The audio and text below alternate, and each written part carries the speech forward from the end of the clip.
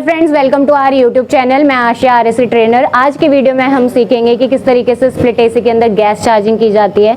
Gas charging करने से पहले हमेशा वैक्यूम करना चाहिए। वैक्यूम क्या होता है, कितने देर करना चाहिए, कौन सी गेज यूज़ की जाती है और क्या क्या सेफ्टी प्रिकॉशन है जो हमें ध्यान में रखने चाहिए। और जैसे अभी क्या है, हमारा विंटर वेदर चल रहा है, तो इस कंडीशन में आपको गैस का क्या प्रेशर दिखा सकता है और गर्मियों के टाइम पे कितना दिखाना चाहिए, स्टैंडिंग प्रेशर क्या होता है, रनिंग प्रेशर क्या होता है, तो इन सभी चीज़ों के बारे में हमको जानकारी मिलेगी इस वीडियो में। तो वीडियो को स्किप ना करें और अंत तक हमारे साथ बने रहे। तो बिना किसी देरी के स्टार्ट करते हैं। तो सबसे पहले तो मैं बता दूं आपको कि जो हमारे पास यूनिट है वो स्प्लिट एसी है 1.5 टन का, और उसके अंदर जो गैस यूज़ हो रही है वो हमारी R32 है।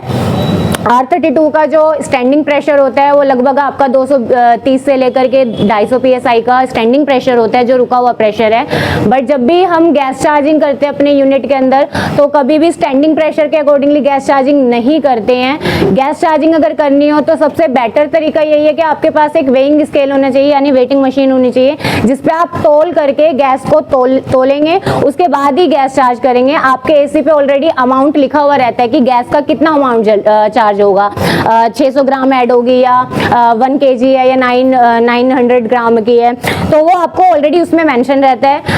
अगर नहीं मेंशन है उस पर, तो आप उसके जो रनिंग प्रेशर है उसके अकॉर्डिंगली गैस चार्ज कर सकते हैं। बट उसका भी ध्यान रखना होता है, क्योंकि जैसे वेदर होता है तो उसके अकॉर्डिंगली आपका प्रेशर क्या है, घटता बढ़ता दिखाई देता है। अभी ठंडियों का टाइम है तो इसमें आपका प्रेशर टेम्परेचर कम होने की वजह से क्या होगा, घटा हुआ ही दिखाएगा, कम ही दिखाएगा, तो उसके अकॉर्डिंगली देखना है। और कभी भी इन्वर्टर एसी के अंदर जब गैस चार्जिंग करनी है तो एम्पियर को देख करके उसके ऊपर जज नहीं करना है कि इसमें प्रॉपर अमाउंट में गैस गई है या नहीं गई है, क्योंकि हमारा जो कंप्रेसर होता है वो वेरिएबल स्पीड पे वर्क करता है। तो लोड के अकॉर्डिंगली वो अपनी स्पीड को घटाता बढ़ाता है, जिसके साथ साथ हमारे एम्पियर भी घटते बढ़ते दिखाई देते हैं। तो उससे बिल्कुल भी जज नहीं करना है।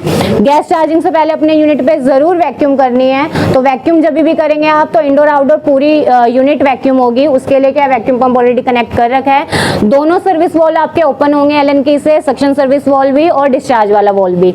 एलन की से ओपन करने के बाद कंपाउंड गेज लेना है आपने, यहाँ देख सकते हैं कंपाउंड गेज लेंगे, जब भी आपको पता चलेगा वैक्यूम हुआ है या नहीं हुआ है। बीच वाली जो चार्जिंग लाइन होती है, यानी मेन पोर्ट की जो चार्जिंग लाइन होती है, कनेक्ट हमारे सक्शन सर्विस वॉल से, और साइड पोर्ट की चार्जिंग लाइन को कनेक्ट किया हमने अपने सिंगल स्टेज वैक्यूम पंप से। आप चाहे तो डुअल स्टेज ले सकते हैं, वो ज्यादा बेटर रहता है, काफी कम टाइम में अच्छे से वैक्यूम कर देता है।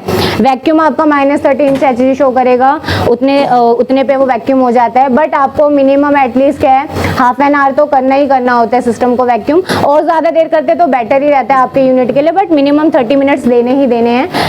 हमने इसको वैक्यूम कर रखा था। वीडियो ज़्यादा लंबी हो जाती है, इसलिए मैंने वीडियो बाद में बनाना स्टार्ट किया। तो अभी हम क्या है, यहाँ से गेज को बंद करेंगे और उसके बाद अपना वैक्यूम पंप बंद करेंगे, ठीक है। तो गेज हो चुकी है प्रॉपर यहाँ से बंद, वैक्यूम पंप हम बंद कर देंगे। साइड पोर्ट की चार्जिंग लाइन है, उसे सिलेंडर से कनेक्ट करेंगे, कर दीजिए। तो ऑलरेडी चार्जिंग लाइन हमने कनेक्ट कर ली है। अभी क्या है, अपने हम जो ये रेफ्रिजरेंट का जो सिलेंडर है इसको खोलेंगे, तो एक पकड़ के रखना क्योंकि वो स्लिप करेगा, ठीक है। हाँ, अब लगाइए, आराम से, ऐसे नहीं खुलेगा, हल्का सा झटका देते हैं जब भी सिलेंडर खोलना होता है, झटके से, ऐसे नहीं खुलेगा। हाँ बस हो गया, काफ़ी है, एक राउंड लेके बस, ठीक है। अब रेफ्रिजरेंट जब भी चार्ज करते हैं सिलेंडर से, तो सिलेंडर को क्या है, उल्टा रख करके चार्ज करना है, यानी क्या है, लिक्विड फॉर्म में हम चार्ज करते हैं। ऐसा क्यों करते हैं, क्योंकि क्या है, जैसे R22 है, वो किसी भी गैस का मिश्रण नहीं है ना, एक प्योर गैस फॉर्म होती है वो, तो उसमें क्या है, मिश्रण नहीं है, दूसरी गैस नहीं मिक्स है, तो उसको आप अगर इस तरीके से भी चार्ज करते हैं तो भी कोई दिक्कत नहीं आती है। बट जैसे R32 है, तो ये क्या मिश्रण होती है 2 गैसों का, तो सबका क्या है, और मिश्रण भी ऐसा होता है कि मिक्स भी ऐसे होती है कि प्रॉपर अमाउंट में दोनों गैस का मिश्रण नहीं होता है, यानी 50-50% रेशियो नहीं होता है, किसी का कम किसी का ज्यादा होता है। तो अगर आप इस कंडीशन में करते हैं तो जो हल्की गैस होती है वो ऊपर इजीली उड़ जाएगी और जो भारी होती है वो नीचे रह जाती है। तो जब आप इसको उल्टा कर देते हैं तो वो क्या होती है, मिक्स हो जाती है, और लिक्विड फॉर्म में क्या है, वो प्रॉपर फॉर्म में एक जाता है। तो जब भी गैस चार्जिंग करनी है, सिलेंडर को कर लेना है आपने उल्टा, तो इसको उल्टा कर लोगे, ये गैस आओ कौन करेगा, जो भी हैंडल करना है, तो सिलेंडर तो हमने उल्टा कर दिया ऑलरेडी, बट आपने अभी जब ये साइड पोर्ट की चार्जिंग लाइन को निकाला और जब सिलेंडर में कनेक्ट किया उतनी देर में आपकी क्या चार्जिंग लाइन में एयर ऐड हो गई। तो अब अगर आप यहीं से डायरेक्ट गेज से ओपन कर देंगे तो वो क्या एयर के साथ साथ रेफ्रिजरेंट मिक्स होता हुआ आपके यूनिट में चला जाएगा, यानी कि क्या आगे आकर के आपकी चॉकिंग की दिक्कत आ सकती है यूनिट में। तो आपका वैक्यूम करने का तो कोई सेंस नहीं रहा उस सिचुएशन में। तो हमने वैक्यूम किया है तो इस एयर को निकालना बाहर बहुत जरूरी है। तो जब भी गैस चार्जिंग करेंगे आप यहाँ से हल्का सा आपके अपनी चार्जिंग लाइन को लूज करेंगे, लूज करने के बाद थोड़ी एयर आएगी, उसके बाद जैसे ही रेफ्रिजरेंट बाहर आएगा आपने इसको बंद कर देना है। इस प्रोसेस को कहते हैं एयर पर्जिंग करना, ये जरूर करना है। तो यहाँ से लूज करना है, ठीक है। रेफ्रिजरेंट आएगा, बस आ गया, ठीक है। तो दिखा भी होगा हो वीडियो में। तो ये एयर आने के बाद उसके बाद क्या रेफ्रिजरेंट आपका निकल गया है, यानी जो एयर आई थी वो बाहर निकल चुकी है। अब सिस्टम ऑफ है, अभी ऑफ। 1 मिनट पकड़िए, वहां से लूज हो रही है चार्जिंग लाइन, ठीक है। सिस्टम हाथ में पकड़ लीजिए उसको, ऐसा करिए, ठीक है। सिस्टम ऑफ की कंडीशन में हम थोड़े अमाउंट में गैस को चार्ज करेंगे, यानी वैक्यूम ब्रेक करेंगे अभी, क्योंकि यूनिट अभी हमारा पूरी तरीके से वैक्यूम है। निडल जो है वो -30 पे वहीं की वहीं रुकी हुई है, ठीक है। 1 मिनट वहां से पकड़ लीजिए ऐसे, ठीक है। तो एकदम से कभी भी गैस चार्जिंग नहीं करते, ये बात हमेशा ध्यान में रखिएगा कि खोल दिया और जाने दिया बस धड़ाक से, ऐसा नहीं करना है। थोड़े थोड़े अमाउंट में 1 मिनट पकड़ के रखिए इस साइड, ठीक है। तो अभी थोड़े अमाउंट में हम गैस को चार्ज करेंगे। ओपन कर दीजिए वॉल, खोलिए गैस, जाने दीजिए, थोड़ा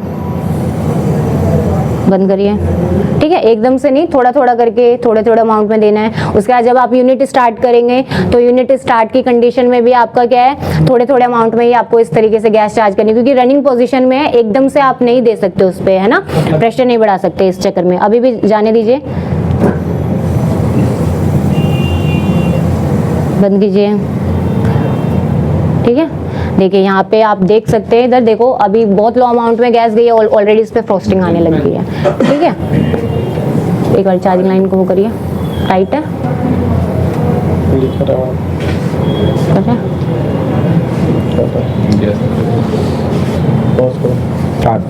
तो इसी तरीके से क्या है, धीरे धीरे करके हमने डाल दिया, बंद करो, ठीक है। स्टैंडिंग प्रेशर देख सकते हैं, ये लगभग 120-130 के अराउंड जा रहा है, ठीक है। इसका स्टैंडिंग प्रेशर 230 से लेकर 250 होता है। 1 मिनट स्टार्ट। तो स्टैंडिंग प्रेशर 230 यानी 230 से 250 psi के बीच में होता है आपका, ठीक है। अभी कम दिखा रहा है क्योंकि प्रॉपर गई नहीं है। एसी वहाँ देख सकते हैं, इंडोर हमने ऑलरेडी स्टार्ट कर दिया है, इंस्टेंटली स्टार्ट नहीं होता है वैसे भी एसी, टाइम लेगा अभी आउटडोर स्टार्ट होने में, तो ऑलरेडी वहाँ स्टार्ट कर दिया। जैसे ही अभी आउटडोर आपका स्टार्ट होगा ना, तो ये जो स्टैंडिंग प्रेशर है वो घट करके क्या है, रनिंग प्रेशर शो करने लग जाएगा आपको, ठीक है। रनिंग प्रेशर शो करेगा तो उसके अकॉर्डिंगली आपने गैस देखने की गई है या नहीं गई है। तो आउटडोर का स्टार्ट होने का वेट करते हो, उसके बाद बाकी की गैस चार्जिंग करेंगे। दिखा दो। तो यूनिट देखो यहाँ पे फैन स्टार्ट हो चुका है, आउटडोर स्टार्ट हो गया। अब धीरे धीरे ये रुक जाइए। अभी क्या है, कंप्रेशर स्टार्ट होने की आवाज़ आ चुकी है। अब ये प्रेशर देखो, निडल जा रही है नीचे, धीरे धीरे घटना स्टार्ट कर चुकी है, ठीक है। तो ये अभी नीचे जाएगी और बिल्कुल हो सकता है कि अभी क्या है, ये बहुत नीचे चल जाए। देखो बिल्कुल 50 से अब बिल्कुल धीरे धीरे जाने लग रही है, ठीक है। धीरे धीरे करके बढ़ेगी, जब लोड बढ़ाएंगे ना, अभी थोड़ा थोड़ा रेफ्रिजरेंट चार्ज करेंगे तो फिर आपको ये प्रॉपर रनिंग प्रेशर दिखाएगी। अराउंड ये अभी 40 psi दिखा रहा है। तो थोड़ा थोड़ा करके अभी हम क्या है गैस चार्जिंग करेंगे। अचानक से फिर दोबारा अगेन गैस नहीं देनी है, यानी प्रेशर इतना नहीं देना है। और फिर हीटिंग वगैरह देख लेंगे आप, कंडेंसर हीट कर रहा है या नहीं, उसको उसके अकॉर्डिंगली कंडेंसर जितना ज़्यादा हीट रिमूव करेगा अंदर उतनी ही अच्छी कूलिंग होती है, ठीक है। तो डिपेंड करता है। तो अभी क्या है, करिए चार्ज, बंद कीजिए,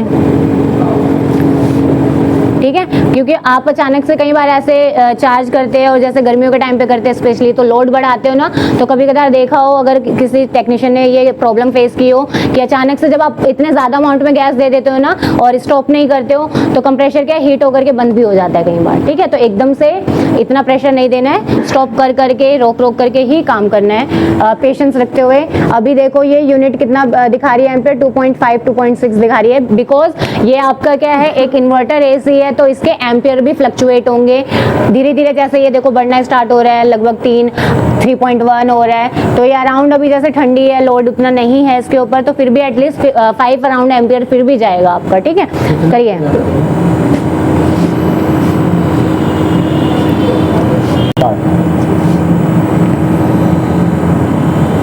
बंद करिए,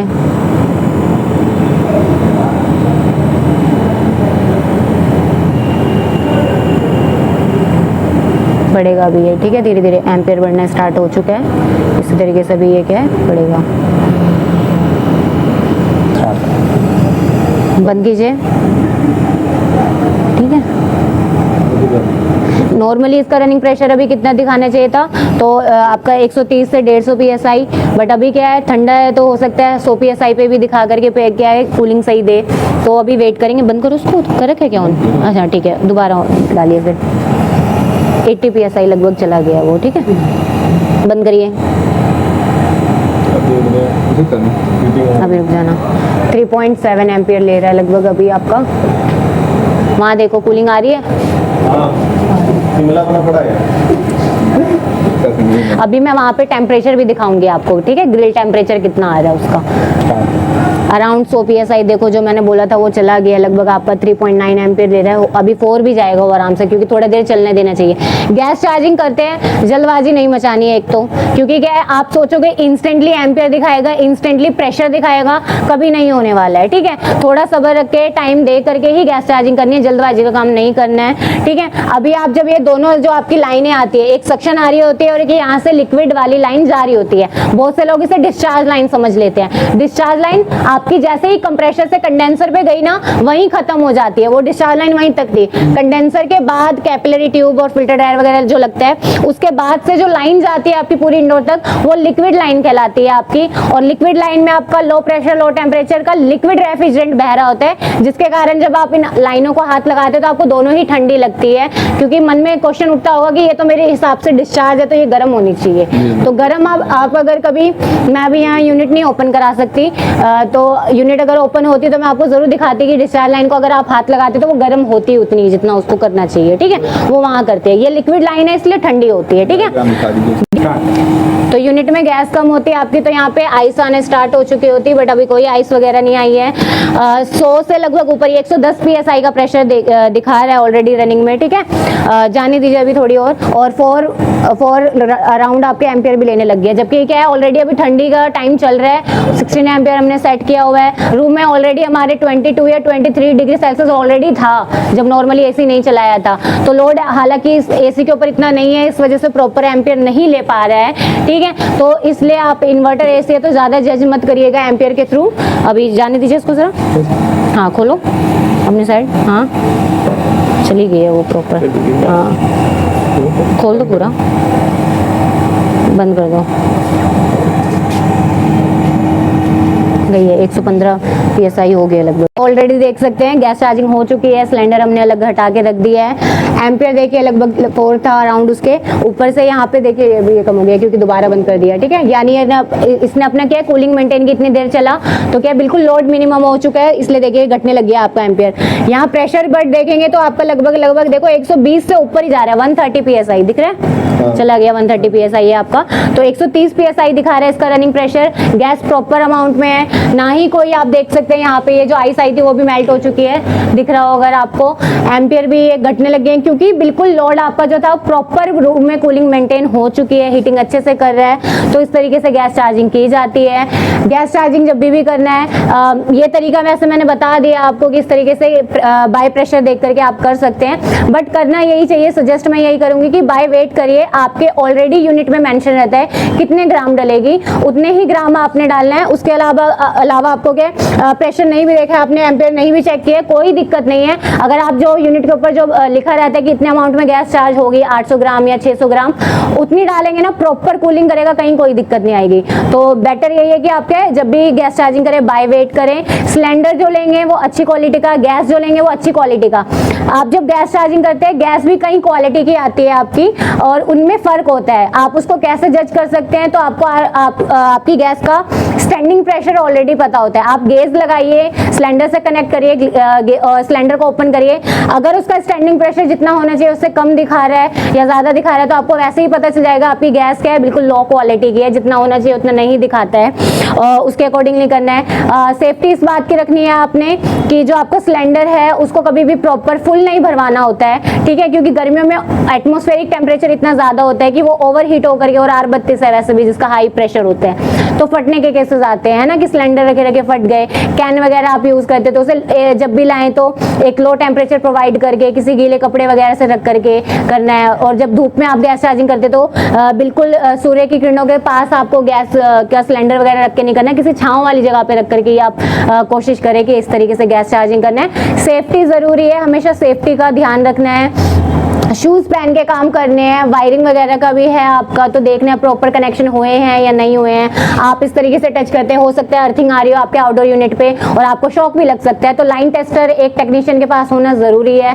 तो इन सारी चीज़ों का ध्यान रखते हुए ही गैस चार्जिंग करनी है। और अगर आपके कोई डाउट्स वगैरह हो तो आप कॉमेंट्स कर सकते हैं। वीडियो अच्छी लगे तो ज़्यादा से ज़्यादा अपने दोस्तों के बीच में शेयर करें। आज के लिए इतना ही, धन्यवाद। मिलेंगे अगली वीडियो में किसी मज़ेदार टॉपिक के साथ।